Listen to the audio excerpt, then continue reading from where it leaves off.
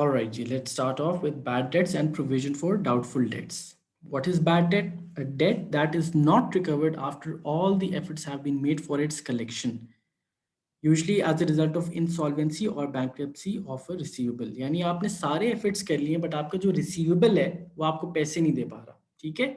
Usually क्या result हो सकता है, उसके खुद फाइनेंशियल कंडीशन अच्छी ना हो एटसेट्रा, ठीक है जी। तो आप उसको राइट ऑफ कर देते हैं, फिर बैड डेट कर देते हैं, ठीक है। ट्रीटमेंट क्या है, बैड डेट आपका एक्सपेंस है, नुकसान हो गया ना जी, आपको जो पैसे आने थे वो नहीं आ रहे, so you will treat it as an expense, और एक्सपेंस आपका कहाँ जाता है, इनकम स्टेटमेंट में। तो आप बैड डेट को डेबिट करेंगे, एक्सपेंस डेबिट हो जाता है। और जो रिसीवेबल है, because my receivable is following now, कम हो रहा है, तो आप रिसीवेबल को क्रेडिट कर देंगे, ठीक है। तो bad debt debit income statement में चला जाएगा और रिसीवेबल आपका क्रेडिट हो रहा है, that's the double entry of bad debt, ठीक है। डाउटफुल डेट क्या चीज होती है, way there is a possibility that a trade receivable might become irrecoverable. So basically doubtful debt आपका क्या होता है, आपको डाउट होता है कि ये पर्टिकुलरली कुछ रिसीवेबल या रिसीवेबल बैड हो सकते हैं, अभी हुए नहीं होते। वेर एज बैड डेट जो होता है वो आपने सारी एफर्ट्स कर ली और आपको पैसे नहीं मिले तो आपने उसको राइट ऑफ कर दिया है। तो डाउटफुल डेट क्योंकि आप श्योर नहीं होते, दैट्स ओनली अ डाउट, तो फिर आप एक प्रोविजन क्रिएट करते हैं, provision for doubtful dates. estimated amount of debt that a company expects to turn bad, therefore the company creates a provision, और जिसे हम अलाउंस भी कह सकते हैं, ठीक है जी। तो उसके लिए एक प्रोविजन क्रिएट की जाती है डाउटफुल डेट्स के लिए।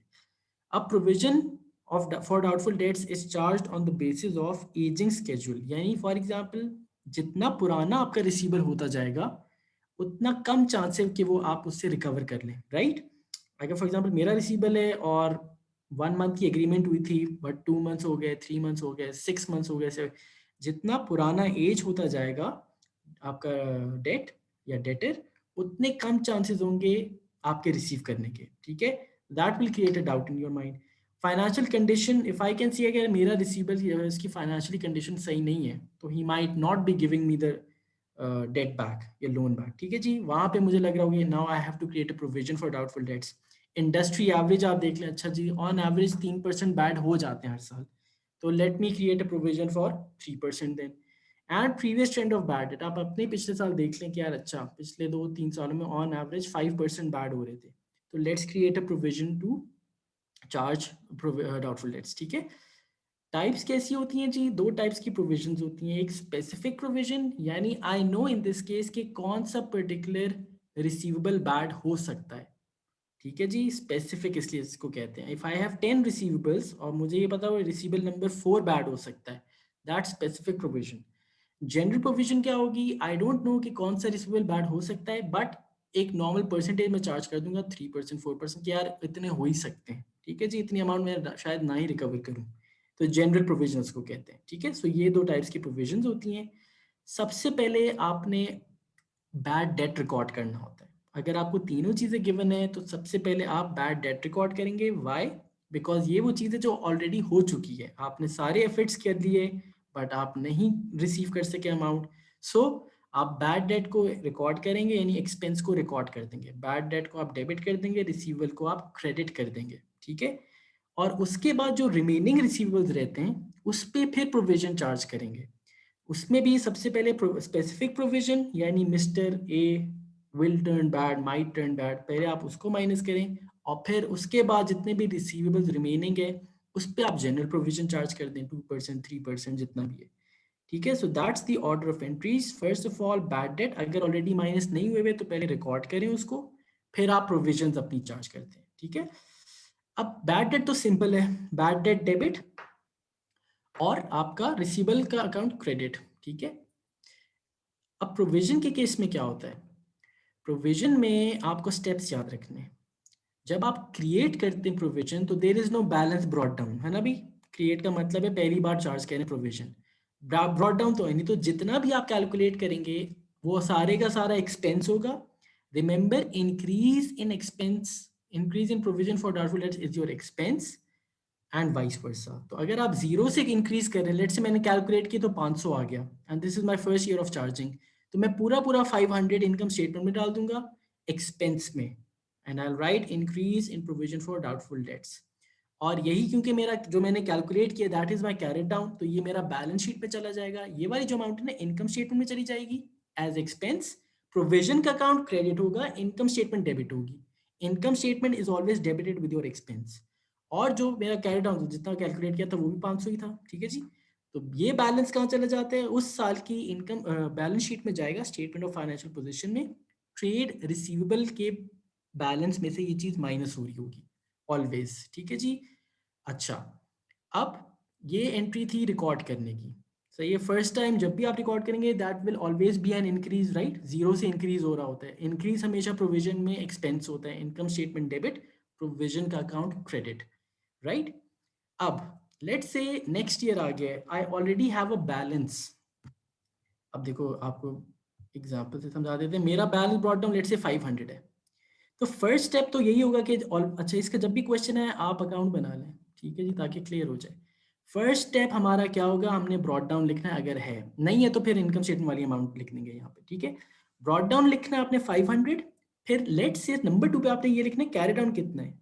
कैरी डाउन कौन सा होगा, जितनी अमाउंट आप कैलकुलेट करते हैं वो होता है कैरी डाउन। फॉर एग्जाम्पल इस साल मैंने चार्ज की प्रोविजन, उसका आंसर आ गया 400, या उसका आंसर आ गया लेट से 6, क्योंकि अभी इंक्रीज की बात करें तो लेट से 700 आ गया, तो वो 700 मेरा कैरी डाउन बन जाएगा, राइट।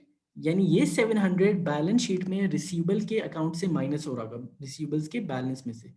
अब now I need to see increase और डिक्रीज, ठीक है। तो वैसे अकाउंट से भी नजर आ रहा है कि 200 मैंने राइट पे ही पोस्ट करना है to make it 700 both, right. और मुझे वैसे भी तो पता है ये कि कैरी डाउन का समझ नहीं आया। आप भी बताता हूँ।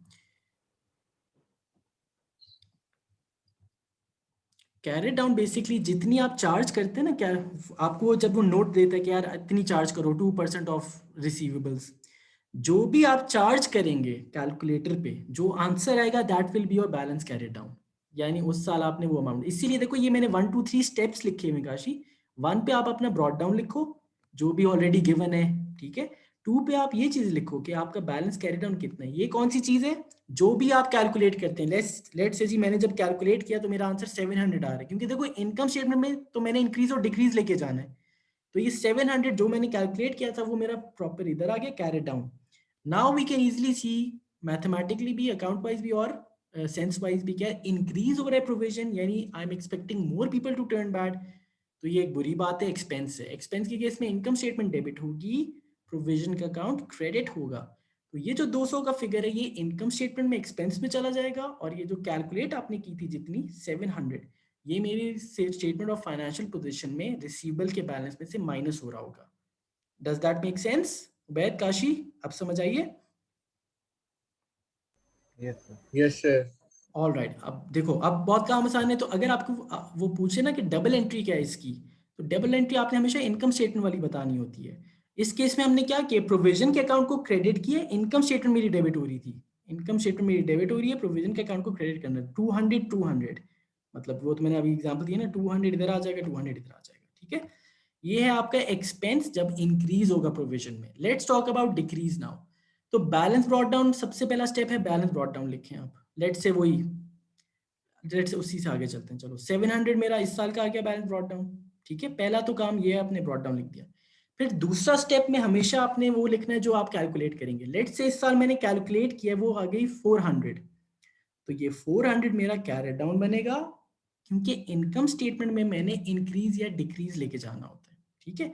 अब मैं इजिली यहाँ से भी देख सकता हूँ कि 300 मैंने लेफ्ट साइड पे पोस्ट करना है, और वैसे भी मुझे पता है क्योंकि यार 700 से ये कम होके 400 पे हो गया, so there is a decrease of 300।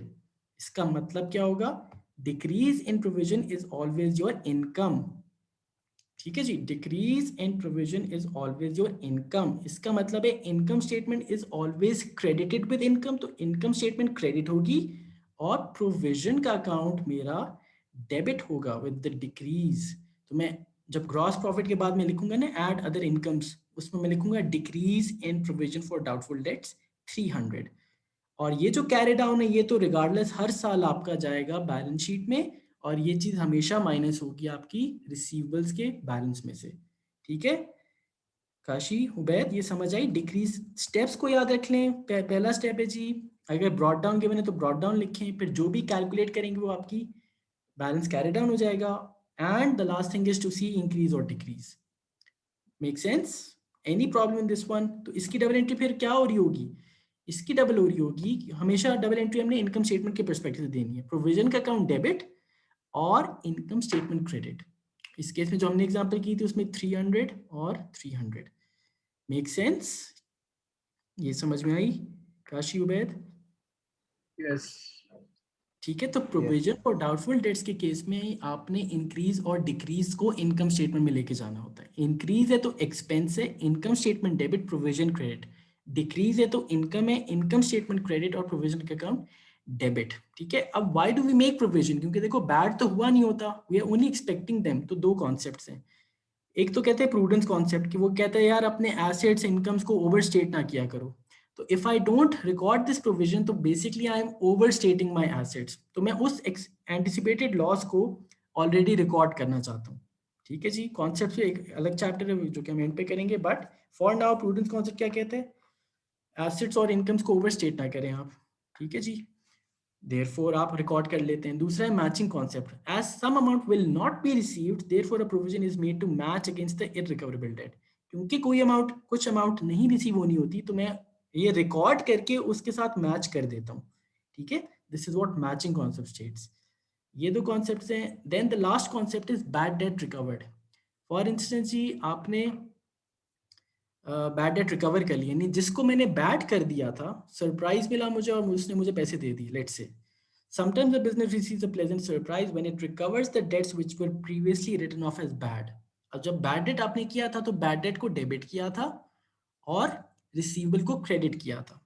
अब इसको रिकॉर्ड करने के दो तरीके हैं, एक में दो एंट्रीज हैं और एक अकेला है। ठीक है जी, अब सेंस बना लें तो आप कोई सी भी यूज कर सकते हैं। देखो टू वेज क्या है, जब आप रिसीव करेंगे पैसे रिसीवेबल में से तो आप एक एंट्री तो नॉर्मल एंट्री पास करेंगे, कैश को डेबिट और रिसीवेबल को क्रेडिट, राइट? ये एंट्री तब जब भी आप रिसीव करेंगे ये एंट्री पास कर सकते हैं। बट एक एंट्री हम करेंगे जो पहले हमने राइट ऑफ किया था ना रिसीवेबल को बैड करके। रिमेंबर हमने क्या किया था, रिसीवेबल को बैड करने के लिए क्रेडिट किया हुआ था, तो मैं एक एंट्री उसको रिमूव करने के लिए करूंगा, तो मैं ट्रेड रिसीवेबल को वापस डेबिट करूंगा सो दैट वो जो पहले मैंने 500 का लिखा था ना, क्रेडिट किया था बैड डेट, वो रिमूव हो जाए। और instead of crediting bad debt का अकाउंट, क्योंकि बैड डेट एक्सपेंस है, उसकी जगह मैं एक बैड डेट रिकवरी के अकाउंट को विच इज एन इनकम, उसको मैं क्रेडिट कर दूंगा। ठीक है, ये बात समझ में आई? ये एंट्री तो सिंपल है, जब आप रिसीव करेंगे तो आप कैश को डेबिट, रिसीवेबल को क्रेडिट कर देंगे। ठीक है, उसके बाद आपने क्या एंट्री पास करनी है, जो राइट ऑफ किया था आपने पहले, रिमेंबर बैड जब किया था मैंने रिसीवेबल को क्रेडिट किया हुआ था, उसको नलिफाई करने के लिए मैंने रिसीवेबल को वापस डेबिट करना है और बैड डेट रिकवरी का एक अकाउंट बनेगा which is an income, bad debt को नहीं छेड़ना मैंने, बैड डेट रिकवरी को क्रेडिट कर देना है। एक तरीका है ये। दूसरा तरीका डायरेक्ट है, आप रिसीवेबल को छेड़ो ही ना। ठीक है, आप कैश को डेबिट करें और बैड डेट रिकवरी को क्रेडिट कर दें, which ever is more simple for you. ठीक है, तो एक तरीका था नॉर्मल एंट्री पास की, cash debit receivable credit, and then you have to write वो जो आपने पहले बैड डेट जब किया था रिसीवेबल को और क्रेडिट किया था उसको नलिफाई करना है मैंने, तो रिसीवेबल को वापस डेबिट किया और बैड डेट रिकवरी को क्रेडिट किया। और दूसरा तरीका आप डायरेक्ट एंट्री पास करते हैं विदाउट इन्वॉल्विंग रिसीवेबल। इस केस में कैश क्योंकि मिल रहा है, कैश डेबिट और बैड डेट रिकवरी का अकाउंट क्रेडिट। सो ये बैड डेट रिकवरी के केस में आपने ये करना होता है। सो इधर वे ये एक एंट्री है, ये दो एंट्रीज हैं, but that's how you do it. Any question या एनीथिंग जो नहीं समझ में No, आई? sir. काशी आपको? No, sir. ठीक है, तो अब आई होप कि सेंस बन गई होगी। और दूसरा ये कि हमेशा आप देख लें कि अगर वो क्वेश्चन में ये लिखा हुआ है कि bad debts to be written off, to be का मतलब ये होता है कि अभी आपने पहले बैड डेट्स की एंट्री पास करनी है, बैड डेट को डेबिट करना है, रिसीवर्स को क्रेडिट करना है, उसके बाद रिमेनिंग पे आपने प्रोविजन चार्ज करनी है। एंड नाउ वी नो कि प्रोविजन पे कैसे कैलकुलेट की जाती है, number 1 step, number 2 step, number 3 step. 1 step क्या है जी, अगर बैलेंस ब्रॉट डाउन है तो लिखें, फिर कैरी डाउन कैलकुलेट करें, जो भी कैलकुलेट करें वो कैरी डाउन बनेगा, फिर मैच कीजिए इंक्रीज है या डिक्रीज है, उसके हिसाब से फिर आप एंट्रीज पास कर दीजिए, and that should be it. ठीक है, सो अच्छा बाकी के जो हैं Ubaid I let you know अगर हम कल क्लास रखते हैं। ठीक है, कल भी इंशाल्लाह फिर इसी तरह 3 to 4। अब आज कितने किए हमने? आई थिंक 4 चैप्टर्स किए हैं और may be 5, so that's good enough. ठीक है, तो इस अगले वीक तक हमने कोर्स कवर करना है और इंशाल्लाह उसके बाद फिर ऑब्वियसली डेली हमारी पास्ट पेपर की प्रैक्टिस होगी, ठीक है। So make sure that you stay tuned and if there is no question then please revise जरूर कर लीजिएगा, लाजमी, ठीक है। ऑल राइट गाइस, इंशाल्लाह see you tomorrow, take care, अल्लाह हाफिज। Allah Hafiz, sir. अल्लाह हाफिज, अल्लाह हाफिज।